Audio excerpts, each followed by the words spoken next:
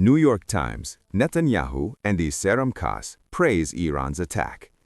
The European forces' accusation against Greenland coincides with Trump's pressure. The Chinese and Russian aircraft flying over Iran coincides with regional tensions. And the official confirmation of the arrest of about 3,000 people in Iran. In the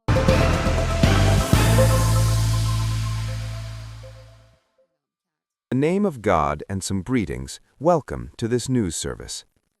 New York Times, Netanyahu and Isram Khas praise Iran's attack.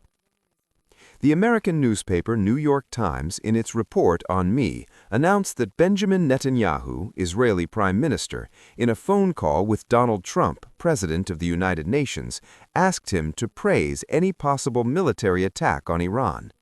This request was made in a situation where the tensions between Tehran and Washington have escalated in recent weeks. According to the New York Times, Netanyahu emphasized in this conversation that Israel is currently fully prepared to deal with the messages of a direct and cold clash with Iran. He warned that any military attack could have chain reactions in the Bengal region and that the security of Israel is seriously threatened by the United States in the Middle East. The Israeli Prime Minister also called for more time for security and diplomatic cooperation with the United Nations and other regional units. This report highlights that Netanyahu's phone call with Trump was also made with diplomatic pressure from other Arab countries. Therefore, in this report, countries such as Saudi Arabia, Qatar, Oman, and Egypt, in their separate messages to Washington, warned that military escalation with Iran could seriously threaten the stability of the region if there are extensive economic and security messages.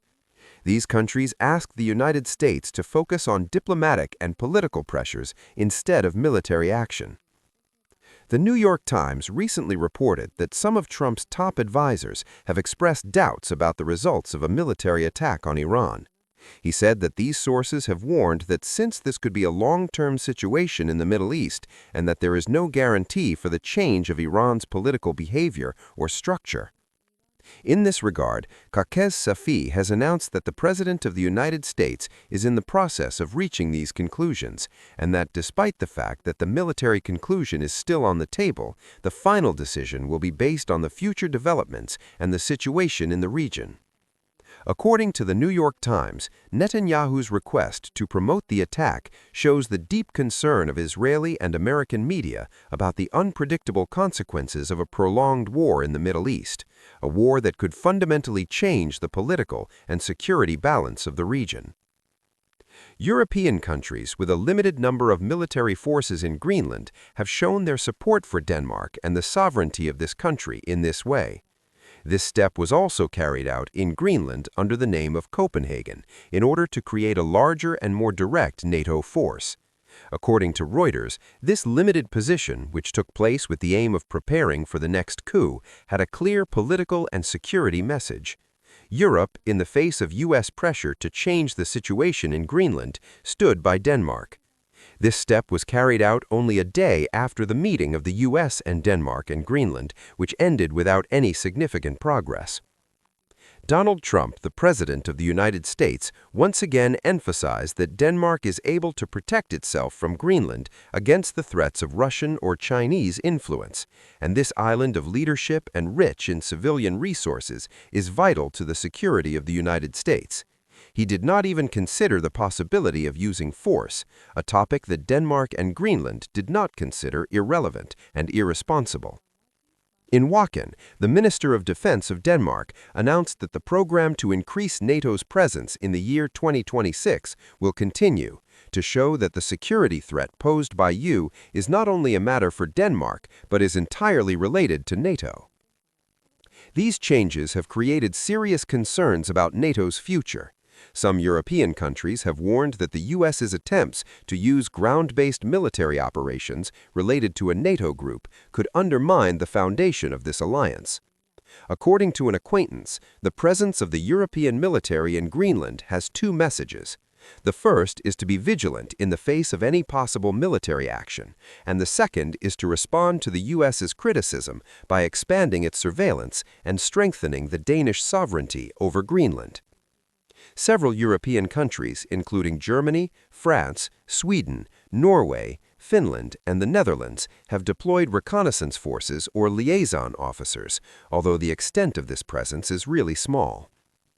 At the same time, Russia has described NATO's claims about the threat of Moscow and Peking against Greenland as a false investigation, but warned that ignoring its interests in the North Pole would not be unsuitable. According to Reuters, in the meantime, the leaders of Greenland have clearly stated that they see their future in the hands of the Danish king and have no intention of becoming part of the United Nations. In response to the expansion of political and security tensions in the Middle East, reports from the Chinese and Russian Air Force flights over the Iranian sky have attracted the attention of international media and observers. This news was published this time on January 25, 2026 or 2504, and at the same time with the temporary closure of some parts of the Iranian airspace. According to international media reports, in the evening when the Iranian sky was full of commercial flights, several Chinese passenger airliners entering the Iranian airspace from southern cities of this country. These flights were carried out under the condition that many of the international airlines had changed their routes due to security concerns or had completely stopped. According to the report, these Chinese airlines, without announcing more details about their usual or final destination, continued their usual route through the Iranian sky.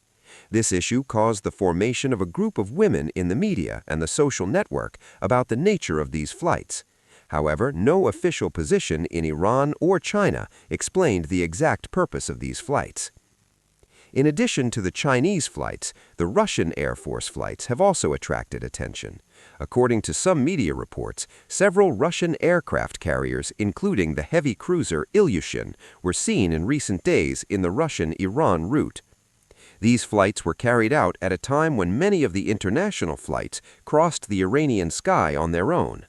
Planners believe that the continuation of the flights that China and Russia provide to Iran can be a sign of the continuation of close political, economic, and possibly military cooperation between Tehran, Peking, and Moscow. However, official sources do not confirm or deny that the countries are currently carrying out military or non-commissioned missions. This situation indicates that concerns about the expansion of the regional areas have increased, and many countries have become aware of the specific messages of each country. Reviewers say that the continuation of these flights could have important political messages for the United States and its allies in the region. It could also be a sign of a new revival of power relations in the Middle East.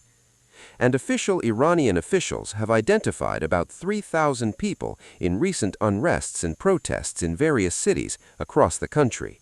According to food and security officials, these people have been accused of violating the general order, damaging public money, and cooperating with illegal movements, and their cases are still unresolved.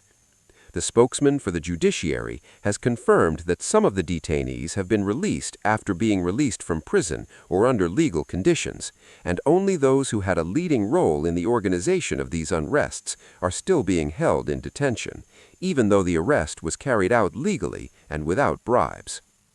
According to security officials, the arrest of these detainees was carried out by the security forces again and again in the process of protest gatherings and also in the subsequent operations of the security forces.